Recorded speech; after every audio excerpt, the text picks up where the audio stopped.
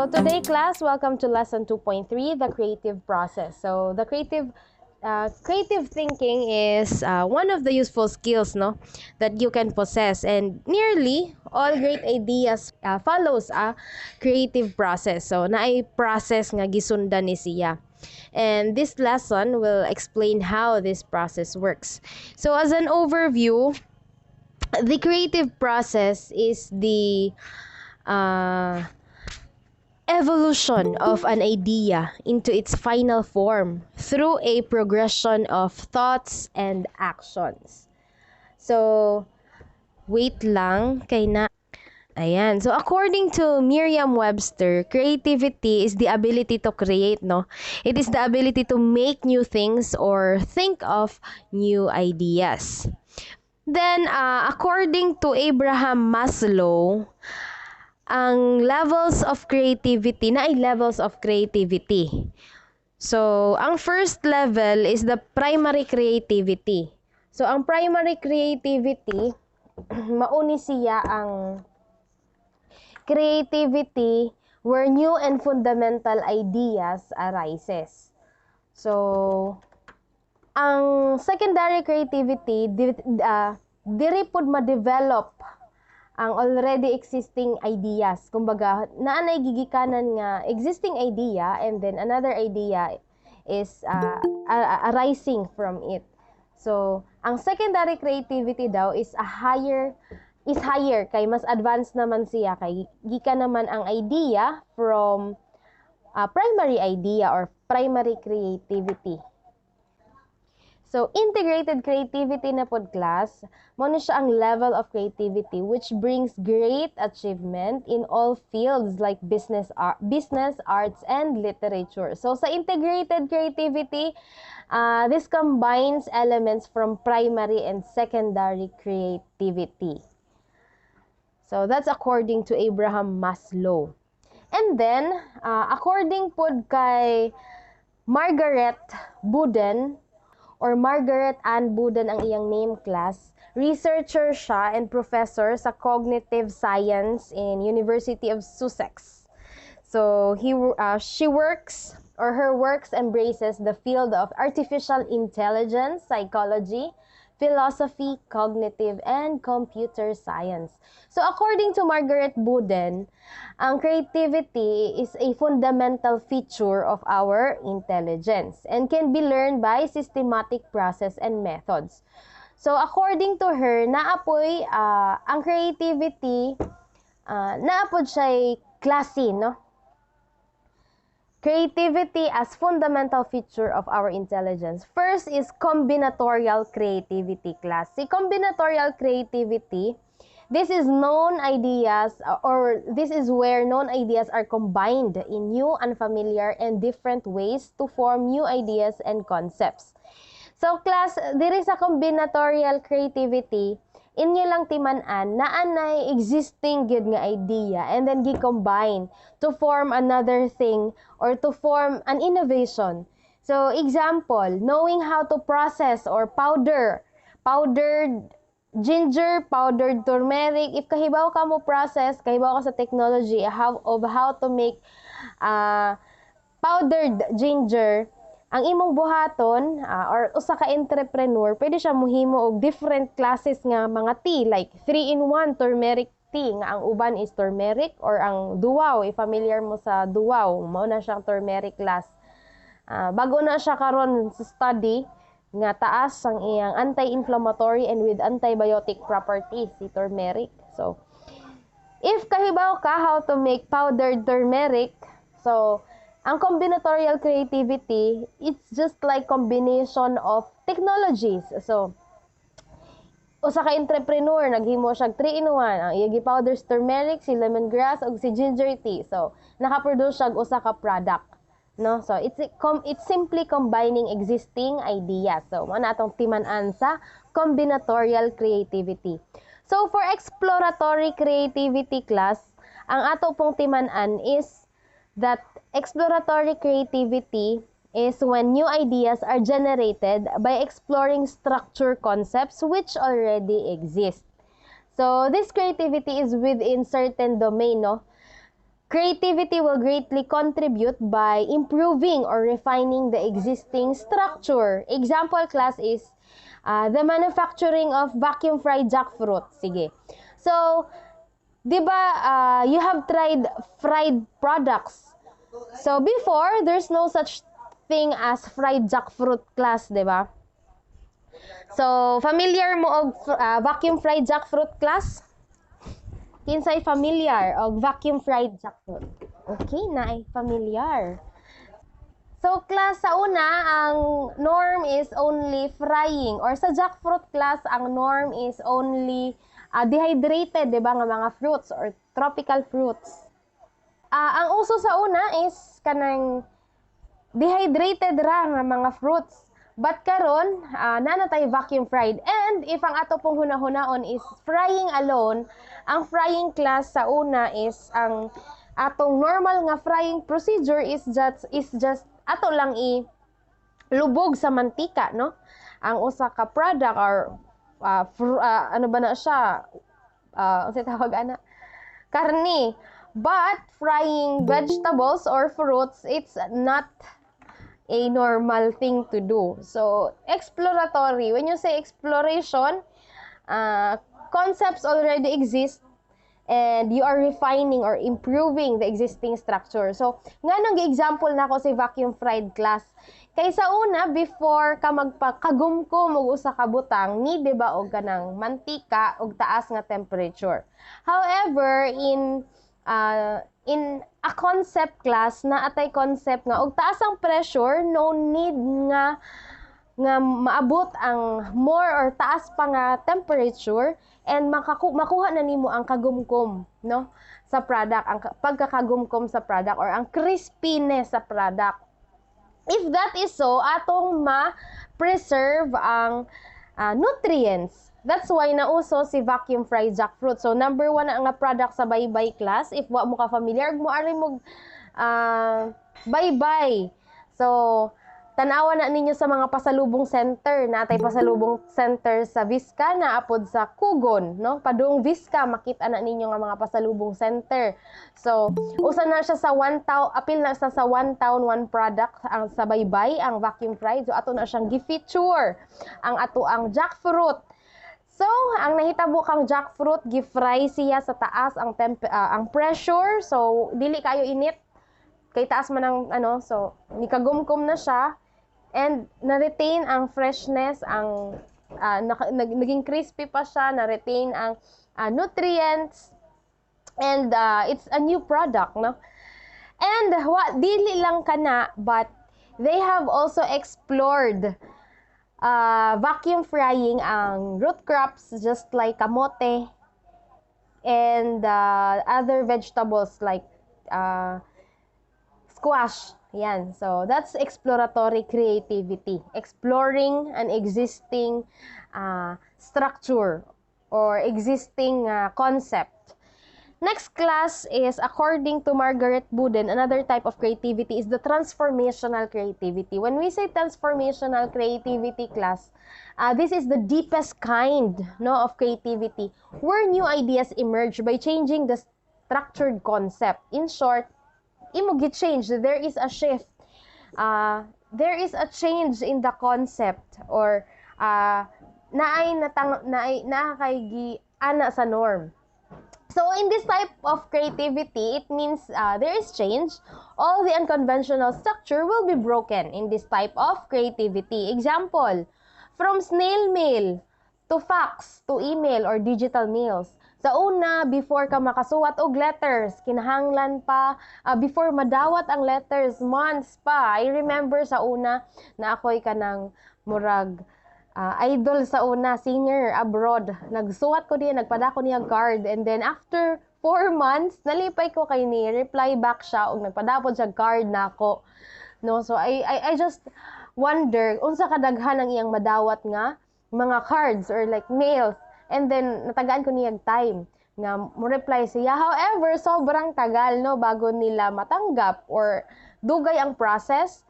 Dili kaayo efficient if gamiton ang process sa business, so mas maayo ang karon. So there is really a transformation. So So sa transformation creativity, deepest kind of creativity ni siya. Kay broke ang norm. So that's for transformational creativity. So class, a problem in need of a solution or a creative solution, why do we need creative thinking? So, tagaan lang tamo gamay nga story, no? In 1870s, newspapers and printers face a very specific and very costly problem. Unsa man na siya? So, photography that time was a new and exciting medium, and readers wanted to see more pictures, but nobody could figure out how to print images quickly and cheaply. For example, if naay newspaper nga ganahan sila mag-print og image katong time nga 1870s rather. So, they had to commission an engraver pa to etch a copy of the photograph onto a steel plate by hand. So, if naa sila ganahan nga picture, need pa siyang suwat sa steel plate or i-ukit or i-engrave sa steel plate. Then ang steel plate mauna siya ang ilahang murag stamp bitaw. Ang steel plate mo ilang ibutang sa ink, and then ang ink mo nang ilahang ipang press sa lain-lain nga mga newspaper. So these plates were used to press the image on 2 pages, but they often broke after just few uses. So this process of photo engraving was remarkably time-consuming and expensive. So, there was a man who invented a solution sa problem, and his name was Frederick Eugene Ives. So, Frederick Eugene Ives. So, he was known to be a trailblazer in the field of photography and held over 70 patents by the end of his career. When we say patent class, ibig sabihin, gipa-patent sa iyang name para dili ma-steal ang mga ideas, kumbaga, sa iyahan ng name nakakabit. So, dili na ma-stolen sa uban and maipilit sa ilang pangan nga, oops, siya ang naka-invent ani. So, 70 patents ang iyahang nabuhat by the end of his career. So, naingon siyang trailblazer. Why? What did he do? So, his story of creativity and innovation nga akong i-share karon is very useful, no? Nga study for understanding these 5 key steps, or 7 rather, key steps of creative process. So, admit. Okay.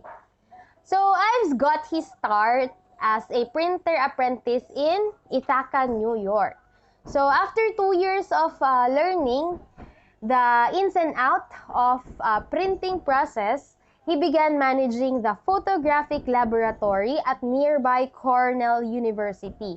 So he spent the rest of the decade experimenting with the new photography techniques and learning about cameras, printers, and optics. So, in 1881, Ives had a flash of insight regarding a better printing technique. So, diha siya sa Cornell University before.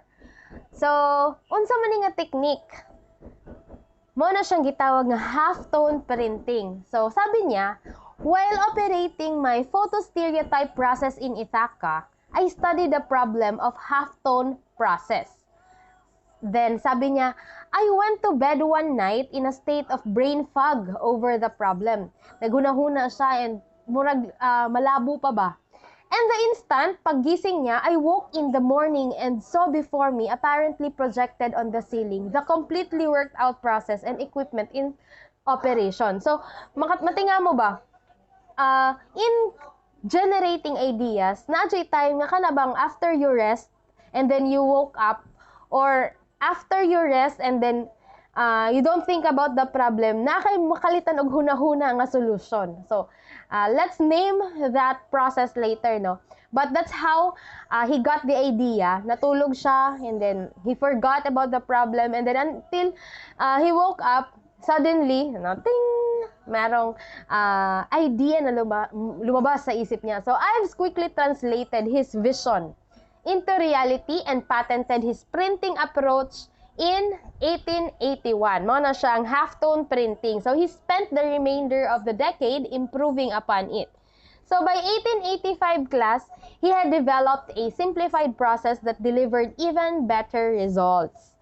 So, the Ives process, as it came to be known, reduced the cost of printing images by 15 times and remained the standard printing technique for the next 80 years. So, unsa man ning gibuhat di ay ni Ives. So, mao ni siya.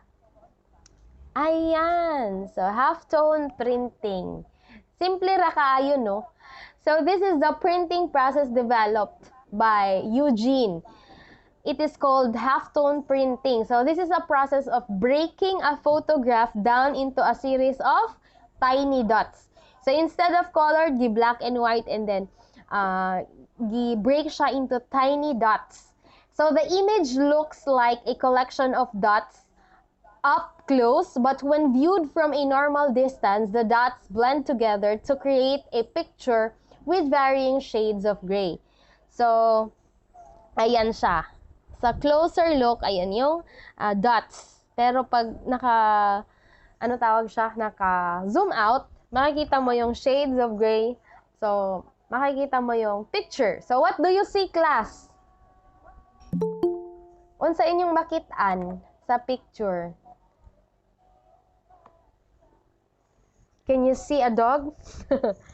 What do you see?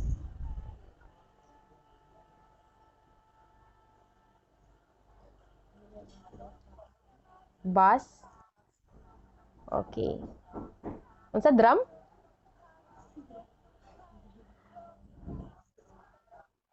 Tram. Okay. So, ayan. May tao. Nakikita niyo yung tao? Dalawang tao?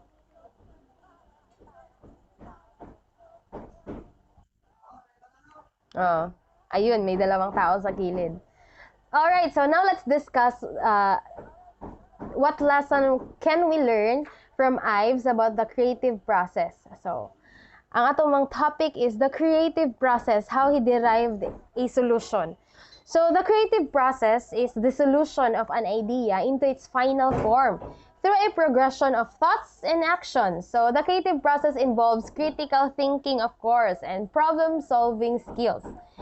So, from songwriters to television producers, creative individuals, and business ideas, generally, they go through these steps to bring their ideas to fruition or fulfillment. So, unsa man ni siya nga mga steps? So, mao na siya ang steps nga ni Graham Wallace. He is a social psychologist and co-founder of the London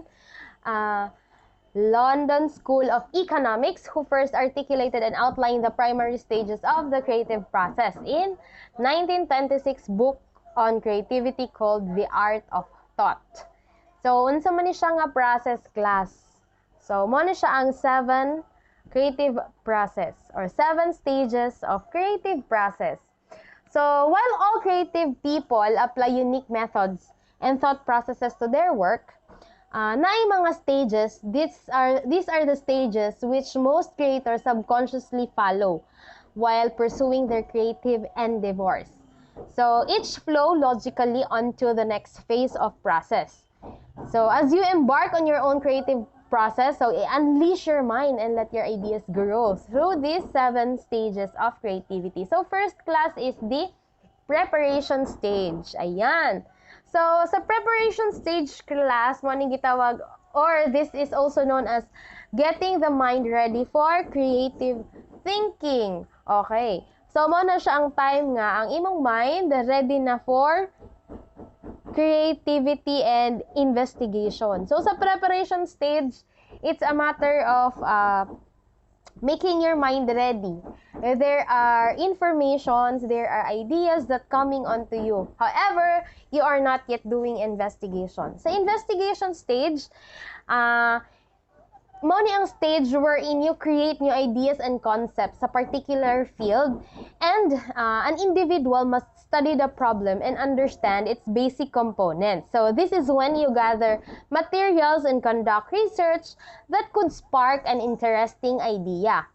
So this is when where you could brainstorm and let your mind wander or write in a journal to foster divergent thinking. This will help you consider all possible approaches to building out your idea. So in this first part of the process, your brain is using its memory bank to draw and knowledge and past experience to generate original ideas. So, nag-investigate pa ka, ani. So, you consume, you immerse, you gather, you consume a product. So, nag-investigate pa ka. Or, usa kay maayo, no? Kunta example, ang imuhang tumong is to make a new product. So, you are consuming muna. Kay para, consuming ka muna of the same product para mahibaw-an nimo unsa kaha ang mupatok nga technology aning lugara. So in kaso nga gusto nimo is kintahay application, software, game software, unsa kahay mo patok nga nga games. So are you familiar, class, with the first wa ni na hogi wa ni na hogi promote. But are you familiar with the first game, online game nga na-appeal sa Southeast Asian Games or sa SEA Games? Are you familiar with the first digital game? ML, Mobile Legends. Wala ho gi-promote sa ML ha. But in kaso mag-start ka og usa ka idea, no? Ang nihimo og ML nag-start gihapon siya og usa ka kanang nag-immerse anay siya og duwa og laing mga games before he created his own to create an idea. So that is the investigation stage. Next class is the transformation stage. So, mo ni siya ang stage wherein ang yung kanina investigation. But sa investigation stage na diri ang kanang wala pa ka nag-conclude. Sa transformation, mo na ni ang stage nga mo converge na ka or mo diverge or you are employing convergent thinking and divergent thinking. So when we say convergent thinking, class, this is the ability of the entrepreneur to see similarities and connections among various and often diverse data. So from the data you gathered from investigation stage, imo nang gitan-awon sa mga similarities sa games or sa mga RPG or lain nga mga role-playing games nga uban nga imong sundugan baka ha or nakay bagong idea nga imong i-build in unsay similarities. And when we say divergent thinking, unsay difference, unsay competitive advantage nga imong itukod, unsay naa ka ngawa sila nga imong ibutang para mahimong maka-capture sa imong market. So, that is for the convergent and divergent thinking. So, imo nang pinagtatahi-tahi mo na kumbaga ang imuhang mga data. That is for transformation stage. Next class is incubation stage. So, ako ni siyang ipailang nga stage wherein class katong atong giingon ganina nga time bitaw nga mao man gud ni ang time wherein you put your problem away no, or you often engage in other activities or unrelated idea, or you just stop thinking about it. Magpahuway ka ba kumbaga, you let it rest, let the idea, and then maumagod ni ang stage which occurs while the individual is away from the problem, often engaging in some totally unrelated activity. Murag, imo siyang gipapahuway. That's incubation stage. Why? Kay matinga mo, class, pareha sa ganina ni Frederick or ni Eugene, nagpahuway siya. After niya magpahuway, ting! Kana bang ingon ana nga time nga naay mo kalit nga pop-up nga wisdom. So, that is when illumination stage comes. Mo ning gitawag nga eureka factor. So, ako'y emphasize eureka factor. What is eureka factor? Mo ni siya ang creation of innovative idea. Mo ning at some point, only after you have stopped thinking about it, your idea will come back to you with a flash of insight and renewed energy. So, this is the illumination stage. So all the previous stages come together to produce the eureka factor, no, which is the innovation or innovative idea. So naay factor nga after a rest, and then you let it go, and then there comes the idea back. Mo nang illumination, mo nag ni-illuminate from Sabi nga nila, you cannot see the light unless there is darkness, no? So that's illumination stage. After that stage class, within the creative process, here comes the verification or evaluation stage.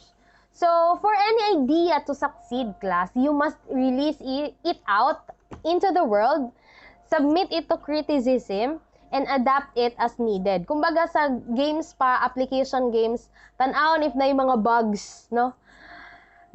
Validating an idea as realistic and useful may include activities such as running simulations, test marketing a product or service, establishing small-scale pilot programs, building prototypes, and many other activities. So, mo ni ang time wherein imo siyang gipatry after testing stage, you will reflect, ipapakriticize nimo siya, imong ipa-assess. And lastly, class, after nimo makitaan ang mga bugs and after removing it, here comes the implementation stage. This what makes you an entrepreneur. This is when you act on your ideas. Okay? So, nasabtan, class, ang 7 stages of creative process. Is it clear?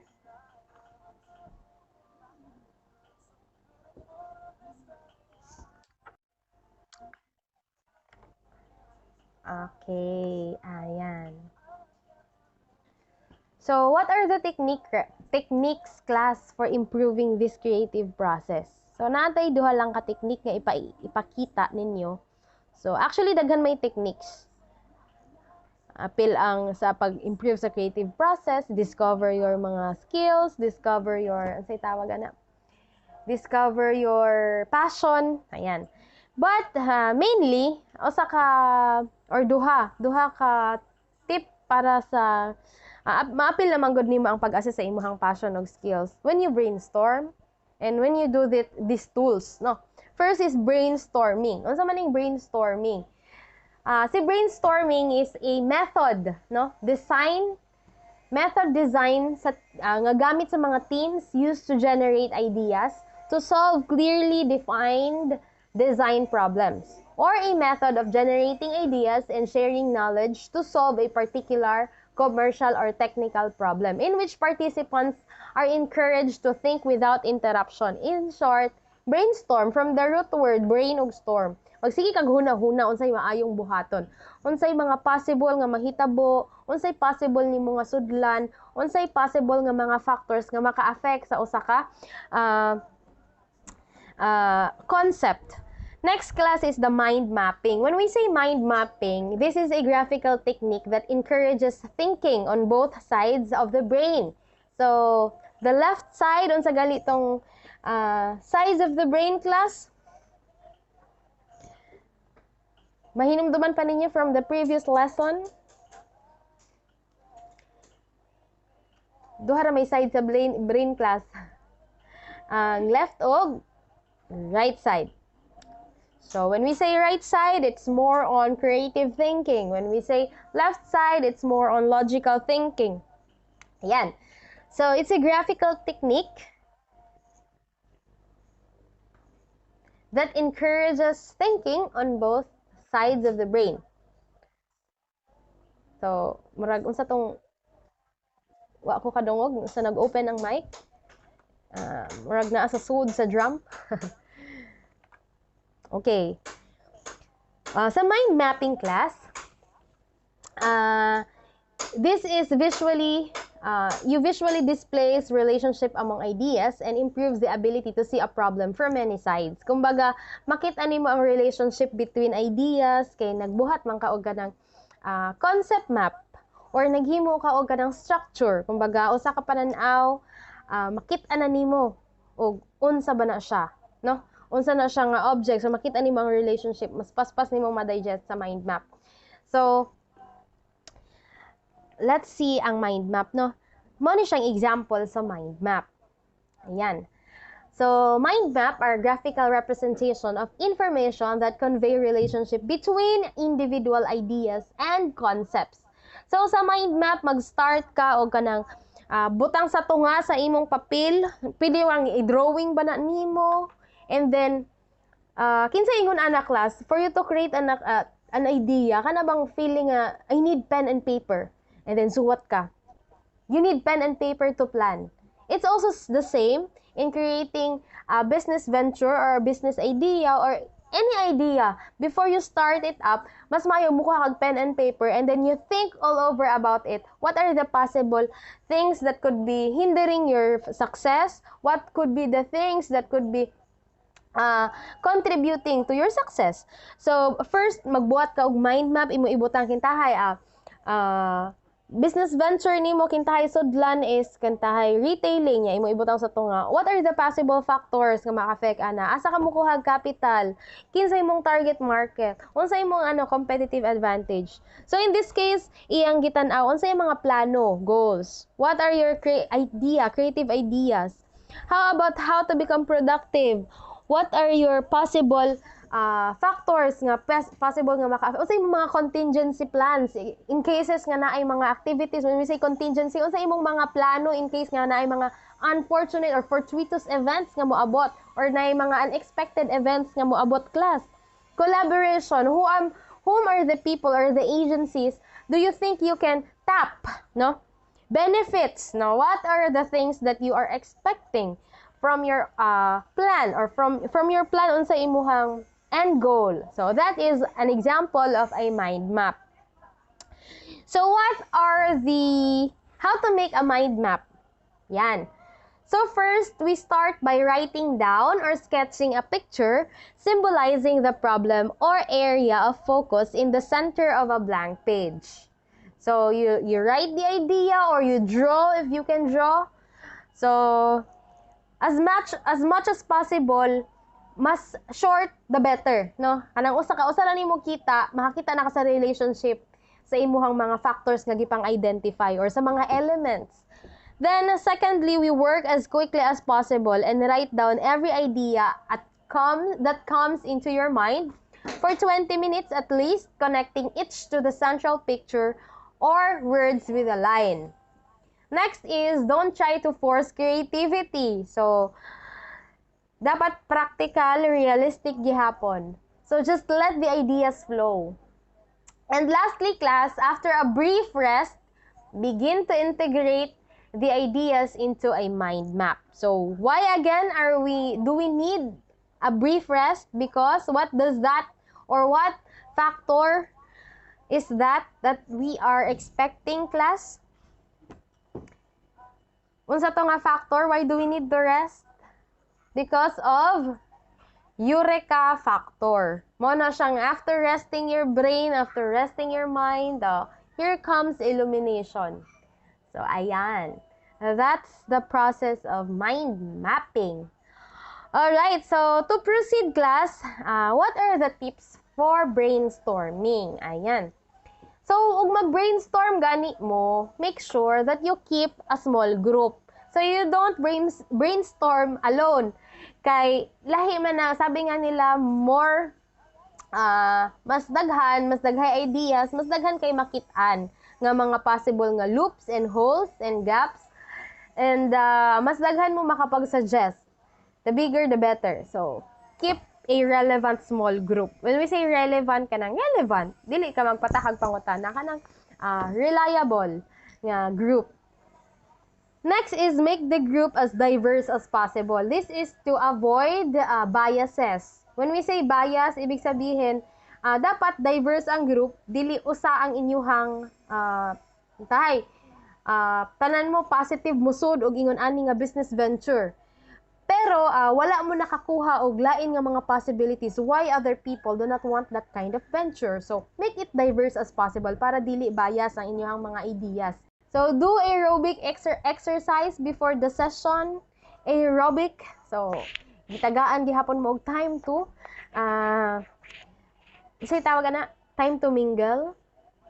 Time to kanang ma-at ease ba, ma-relax mo. So, mga tips ni siya. Emphasize that company rank is irrelevant para dili again mabias ang atuang ideas. Then, have a well-defined problem, why, how, and not. Why, how, and what. So, dapat ang problems na to nga i-define is also clear. Just like in setting goals, dapat specific, unsa to, measurable, attainable, realistic, time-bound. So, ingon ana pod sa problems. Unsay mga possible problems nga pwedeng moabot. So, make it defined para in case nga moabot, well-planned. So, provide a relevant background material. So, it is necessary that we become information-seeking. Also, we don't just rely on what do we have in our minds, but we need to really search. So, limit the session to 40 to 60 minutes. Why? Because actually, class, ang maximum attention span of an adult is about 20 minutes. So, if mang-interview pod ka, taas na kaayo ng 1 hour. So, nakatry ko sa una o ka ng group discussion, maabot siya 4 hours. So, dito, sa brainstorming, you can limit it to 40 to 60 minutes para ma-maintain ang attention, ma-maintain ang dynamic nga conversation. So, ayan, 5%. Alright, so, next class is take a field trip. So, field trip is also necessary para makagather tawag information. So, we don't limit only our ideas sa isa lang ka room. So, we can source out as much as possible, as much as we can. So, take a field trip para mas makahibaw ta unsay mga reality, no? Sa industry or sa imuhang idea nga sudlon. Another is appoint a recorder. Ayan. So, dili ta ng information makuha nimo. So, or ikaw ra usa ang tig-take note. Actually, class, when doing group discussions or focus group discussions or when when brainstorming, naay secretary, di ba? Naasad ko i-appoint usually nga mo record. And then mo record through cam or through recorder. Kay in case nga na yung mga informations nga malimtan, malisten lang. So, i-ano lang siya, speed up while listening. So, mo na kung style sa una. So, appoint a recorder. Next step is throw logic out the window. So, this is necessary para ang ato ang creativity sa ato ang brain is magawas. Throw logic out of the window. As of now, we know nga ang mga technology nga naakaron because of their creative minds, because they took off all the logic outside the window and then they tried to grasp everything na possible, no? Possible nga mahitabo. Bisan ang hologram, it's like impossible to think nga before magkakaroon ng hologram, but now there is. So, that is throwing logic outside the window when brainstorming. Another tip, class, is encourage all ideas from the team. So, dapat ang information dili ma-monopolize lang sa usa ka tawo, no? Dili lang usa ang sigig storya. Parehas karon ako ra sigig storya. Anyway, di man pud ni siya brainstorming. This is like class. Okay, so, in brainstorming, class, all ideas must be heard. Ayan. Next is, shoot for quantity of ideas over quality of ideas. So, when getting ideas or when collecting ideas, mas importante nga atong tagaan muna o ganang attention ang quantity or kadaghan sa ideas nga mo come in rather than quality dayon. Si quality kahuman na lang sa second nga paghashas sa mga ideas nga naa diha. Kay why? If you will think quality dayon, tayo na nagsuggest nga ingon ani, imo na dayon i-block. So, nindot nga, at first, you shoot out first for the quantity, anay. Kuha sa ilahang mga ideas, and then, diha na ka magkal. Unsa nga mga ideas, ang mo swak sa inyuhang goals and objectives sa company or sa inyuhang plan. Next is, use a circular or U-shape sitting pattern. So, naamay idea, class, why U-shape or circular shape is advised rather than classroom shape of sitting. So, naamoy idea, class? You can type yes or no. Maka-focus. Para madungog, ma'am. Yes. Another thing, class, is when we are doing brainstorming, sakto ay inyong mga tubag tanan para effective. And at the same time, class, when we are doing brainstorming, ang nagsasalita dyan, hindi isa lang, just like sa classroom. Ako lang yung nagsasalita, lahat kayo nakikinig. When we are brainstorming, imagine ang inyong communication line, if 8 mo kabuok sa group, 8 times 8. So, usa ka tao, makicommunicate na sa 7. And then, ang 7 mo, bounce back niya ang storya. Kay unsay sa iyang idea, unsay ilahang ideas. And then, same as with the 6. Ana na siya, ika-6 nga tao ang tanan pod. So, taas kayo ang communication line and then everyone must contribute an idea. That's why U-shaped seating pattern is encouraged in brainstorming because of the communication line. Next is forbid criticism. Kay number 1 ni sa makahinder nga ang idea sa uban dili na lang ipagawas kay mahadlok man i-criticize. But just tell it in a proper manner, no? So, forbid criticism, and of course, proper communication din.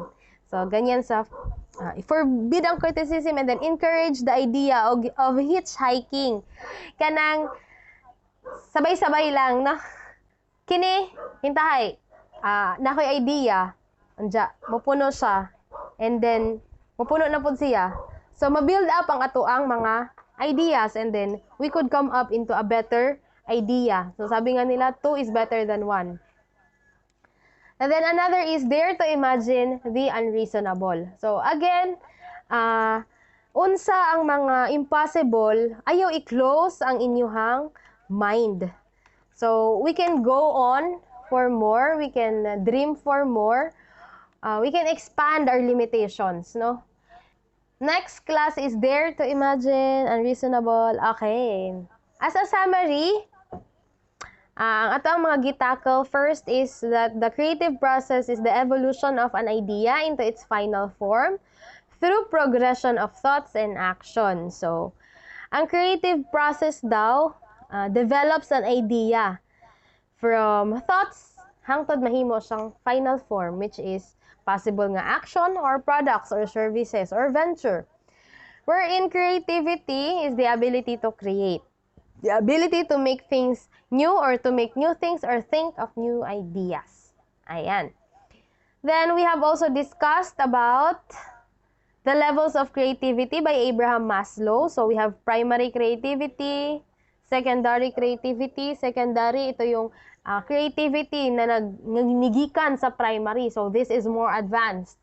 Kay, example, sa cellphone. Sa una, invention lang og cellphone. So, that's primary. Secondary, nanay camera. So, mas advanced si secondary. That's why, advanced si secondary kay ni-ride on naman lang siya ni primary. Next is the integrated creativity, the combination of primary and secondary creativity. Next is the creativity as fundamental feature of our intelligence by Margaret Ann Buden. First is the combinatorial creativity, combination of two existing structures, ideas. Next is explanatory creativity, which is explore a certain structure or a certain concept. And transformational creativity, wherein the creativity comes from transformation or breaking a norm or breaking a structure and shifting to another norm. Another sa toang summary, si Frederick Eugene Ives, he developed the printing process called Halftone Printing. So, ayan. Unsa may 7 stages of creative process. So, this is the one you must know. First is the preparation, mo ni siyang pag-andam sa imuhang mind. Next is the investigation, wherein you immerse, you explore.